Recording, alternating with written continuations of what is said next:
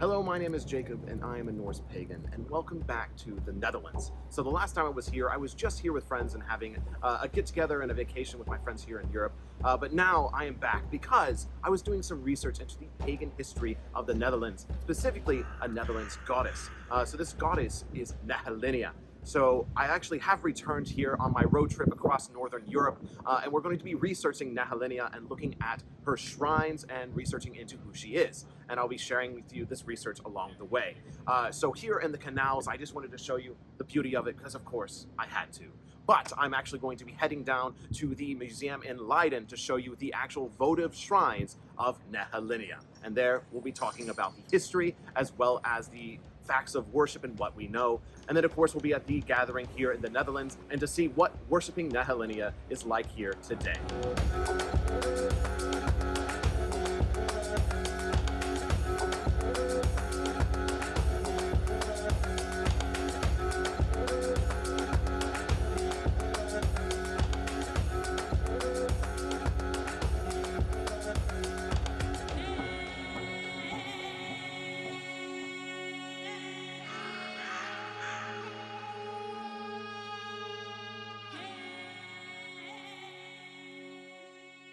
And here we are in Leiden, this beautiful, cute little city with this museum right here, right behind me on the other side of the canal that I think a lot of people would overlook, especially if you were a child living here, going to a museum tour, be like, oh, just another museum day.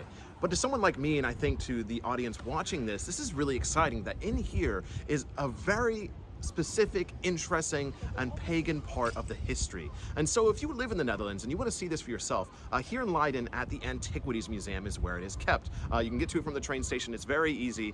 We have not gone in yet. I'm really excited to see this. But I do want to talk about what I knew before heading in here. So Nehalinnia was a goddess that was heavily venerated around the 2nd and 3rd centuries, but more than likely was honored and venerated much before then. We just don't have any evidence of it. The majority of evidence is in the votive shrines that are left here, which is what we're about to see. Other than that, we have just a lot of vague whisperings. But her main aspects is that she is tied to water, motherhood, fertility, apples, wolves or dogs, and then like seafaringness as well. So what makes this goddess so interesting is that she is a Germanic / a Celtic goddess that was venerated also by the Romans. And so there is a lot of power to her if the Romans were coming here, learning about this goddess, and then choosing to venerate her themselves. And in fact, the reasons we actually have these votive offerings is because they are Roman.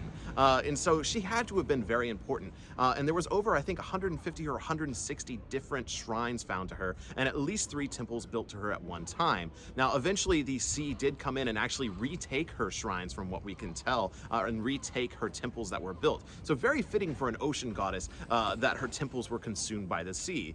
But that makes sense here because the Netherlands itself would not exist without a lot of modern inventions, or at least relatively modern inventions that keep this country from sinking back into the ocean, because I mean, I think we're actually below sea level right now, and the entire city of Amsterdam is below sea level. And so eventually it was just consumed by the sea. So just the fact that the Romans venerated her means that she was very, very important to the people here, and important to the history. So much so that in modern times, she's actually been reinstated as a very popular goddess to worship here. In fact, 2 temples have been built across the Netherlands to honor her. One pretty close to here that was sadly closed, so I couldn't visit today, and then one further north in Zeeland, where her votive shrines have been found. Within the last 20 or so years, there's been a reemergence of people venerating specifically Nehalinnia. In fact, she's kind of instated as the official goddess of the Netherlands, but still, it's really cool to see that she is honored and venerated today. And so, yeah, I'm really excited to get in here. So the next thing you'll be seeing is the footage from what I capture inside that I'm allowed to capture, and then talking about what I learned inside and the experience of seeing these votive shrines for myself.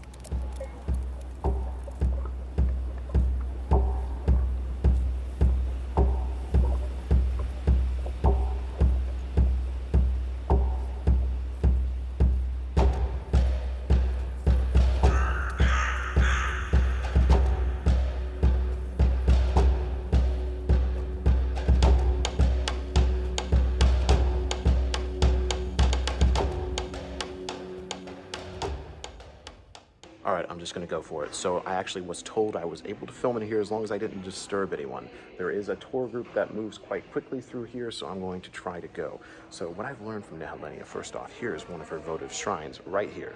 There it is. So this whole little section right here is all votive shrines to Nehelenia. So she's depicted several different ways. So she's depicted right here, singular, shown with her apples, the dog, and then a boat. And then sometimes she's holding the oar or the staff. Other times she's depicted with 3 goddesses in total. So there's 3 mother goddesses, which is one of the things I saw in Germany as well, is this depiction of 3 mother goddesses. Very popular theme. Think about the Norns. So other things you see on some other votive shrines. I'm just going to keep going and see how this goes. So sometimes you just have the writing. So you just have a devotion saying this is for Nehelenia. Sometimes the name changes to Nehelenia. So if I understand the Dutch, at least modern Dutch, it would be Nehelenia. Would be with the extra C here as well. So you get a few different versions of her name. So some of the votive shrines don't have depictions of her, just writing as well, but very prominent deity, very prominent goddess. And then you would just have some depictions, once again, very large. Look how large these are. So right here, once again, you have, this is probably the most complete one I've seen here. So Mother Goddess, staff, and or dog, apples, abundance. So that is a prevailing theme. It's apples, abundance. There it is, 3 mother goddesses right there seated. Themes again, Nehelenia, seated on a throne, dog, apples, abundance. Really cool. I mean, look at all this. Apples, abundance, dog. So many different examples, all found in very similar areas. And then once again here, just the actual writing, no mention of like showing of the goddess. But these are definitely some of my favorite. This one probably the most complete.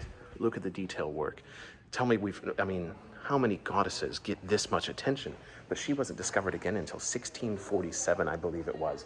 They actually discovered this temple that was buried by the sea. So just really fascinating that most goddesses get no attention. We don't know that much about goddesses, much about their worship, especially in Northern Europe. So I think we do have the Romans to thank slightly for the fact that she is so depicted. So obviously the people, the Celts, the Germanic people, didn't necessarily depict her in this style and fashion, but the Romans did, because the Romans found her very important.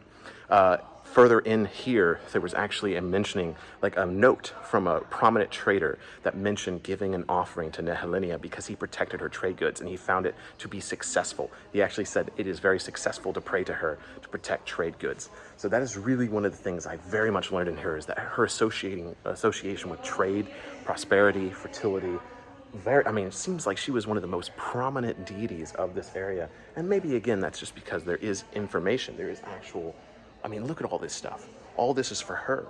So really, I keep on saying really interesting, really cool. This is exciting because I never knew about this goddess before coming here. And to learn how prominent she was to the Celtic, the Germanic, and the Roman people. To have this much stuff about her. To have such clear examples of what her votive offerings were. And, the fact that temples are still being built, people still worship her, but not a lot of people. Netherlands is a small country, but she was such an important goddess. But we are actually the next section of this video is actually going to be at the Netherlands gathering, where we perform a ritual to Nehelenia using a lot of these things found here in the museum and what we know about her. So that is the next section I'm going to play for you here as we leave this very interesting place. Again, if you're in the Netherlands, want to learn more about this goddess, the Antiquities Museum in Leiden, really important, such a good presence. It really gets me excited to see such a clear depiction of a Germanic goddess, even if it's in the Roman style. But after this ritual, I'm going to talk a little bit more about theories and things like that, but I'm going to film that at the coast. But I'm going to spend some more time here reflecting on these shrines, and up next is the modern ritual honoring Nehelenia.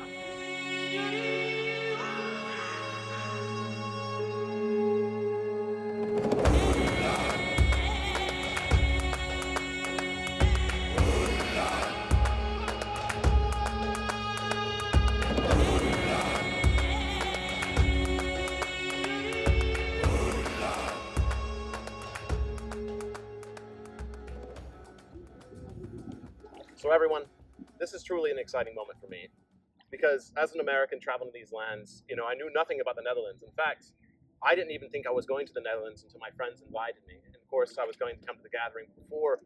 I didn't have any experiences here. And like many people around the world, I'm like, where is the Netherlands? What is this place that is only 2.5 miles long, or 2.5 hours long to drive across, that is still full of so many people and so much history, so much rich history that I think most of the world doesn't know about. And that's something that really excited me when I came here. Of course, my friends wanted to go to the red light district. They wanted to smoke weed. They wanted to hang out in Amsterdam the whole time. But all of you know here, that is not what this place is about, and not the soul of this place. That's what most of the space value of it. And we're here for something much deeper. And I believe Nehalennia is that goddess that brings the depth to this amazing land. A land that all of you complain about being too flat. But at the same time, this land is beautiful in the sense that we're at a lake right now, watching a sunset so late. It's beautiful because people felt something here in the past. They felt this goddess of the water, a goddess of apples, a goddess of dogs, of the homestead, a mother goddess, but also a goddess of great importance, so much so that even the Romans saw her as important. The Romans came to these lands, they learned of this goddess and adopted her as their own, not changing her name, but yet building shrines to her. In fact, what we know the most about is the shrines the Romans built to her. And they built these shrines to travel across to England for protection. So they honored her power. And recently, the Netherlands actually adopted her as a goddess again. And she's actually the national goddess of the Netherlands, well, Nehalenniana. But still, the main part of that is Nehalennia. So here in this land, here in your land, I'm honored to share in this moment with all of you. Because in the United States, no one would talk about Nehalennia. Because why would we? The Netherlands goddess, right? But here now, I can take this experience back with me, this memory of her, to the people in the United States, and share her stories as I'm sharing it with you right now. So these apples right here are all for you. If you have offerings of your own, of course, you can give them. But one by one, I'd like us all to come up and grab this apple. And for all of you, and for the other person not from the Netherlands here, reflect on who she is to you. Reflect on this land, not just as a flat piece of land that is only 2.5 hours long, but what good experiences have you had in this land as you were children growing up, or even now this weekend? So as you take that apple, hold it and think about those moments. And then once you're ready, place it into the water, and we'll leave them here to be taken naturally by the earth, by the water. Hail Nehalennia. Hail Nehalennia.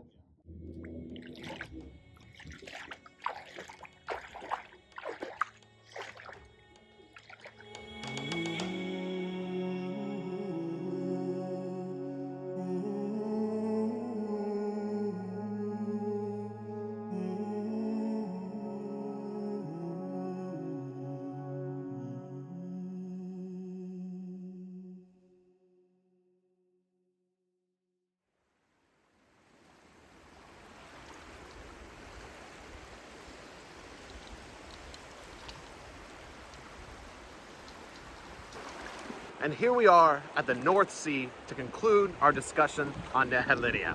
So I really hope you enjoyed that ritual at the recent gathering. I apologize once again for the loud music. I was trying to cut it out as best I could, but there was only so much I could do, and you're gonna have to deal with the sounds of the ocean here and the sounds of the wind and all that stuff. But I mean, again, we're talking about the goddess of the North Sea, so I think we can deal with a little bit of sound from the North Sea.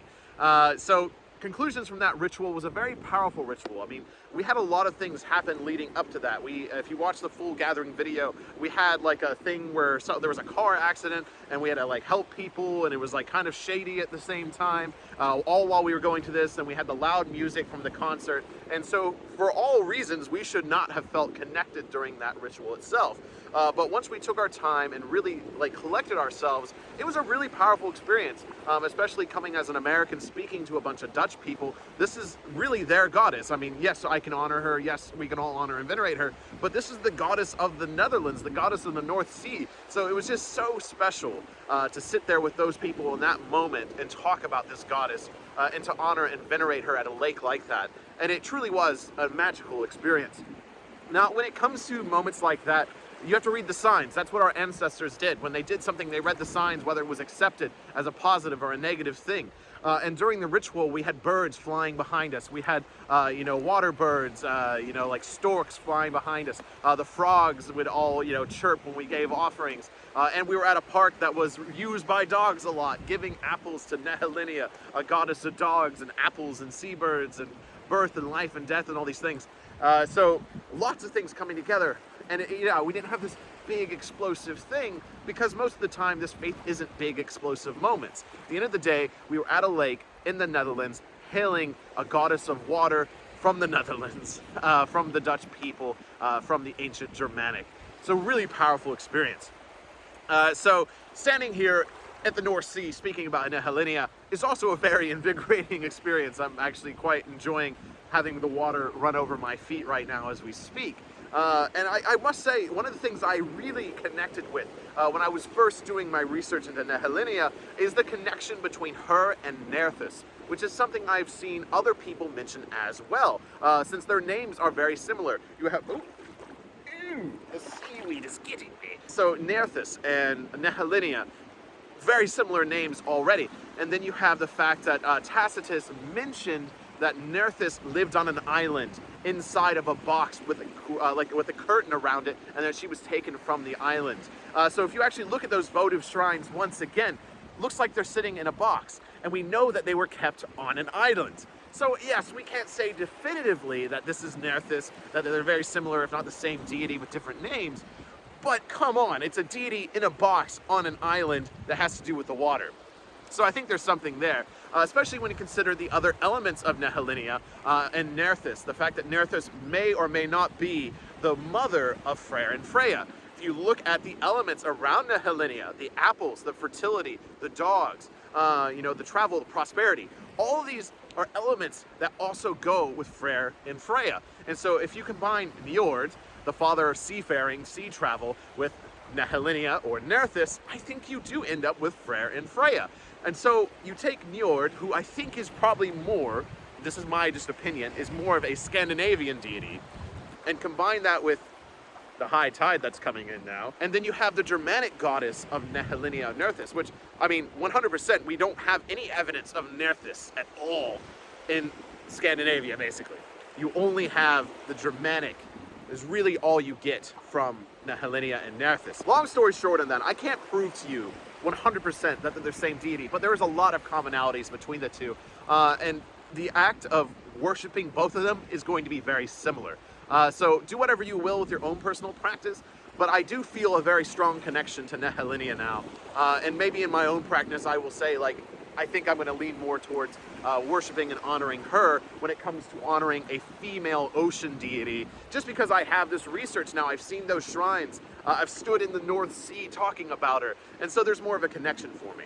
But to you, the viewer, I really hope you enjoyed this video. This is truly what I want the content on this channel to be. This is the peak of the content here, talking about a nearly forgotten goddess that at one point may have been one of the most important goddesses to the Germanic people, to the people of the Netherlands that live there now. A goddess of such prominence that the Romans said she is powerful. The Romans said she is effective and began to honor and venerate her to a very great extent. And now in this modern age, in the Netherlands, people have built shrines to her once again. There is a cult in the traditional sense that still follows Nehelenia, that still honors and venerates her. And that's exciting. So that's what makes me so excited about this video, and I really hope you enjoyed it. I think I have covered all my information to the best of my ability. So thank you so very much for joining me for this video about Nehelenia, one of my most proudest works that I have made on this channel. Thank you all once again, and until the hall, hail Nehelenia and Skål.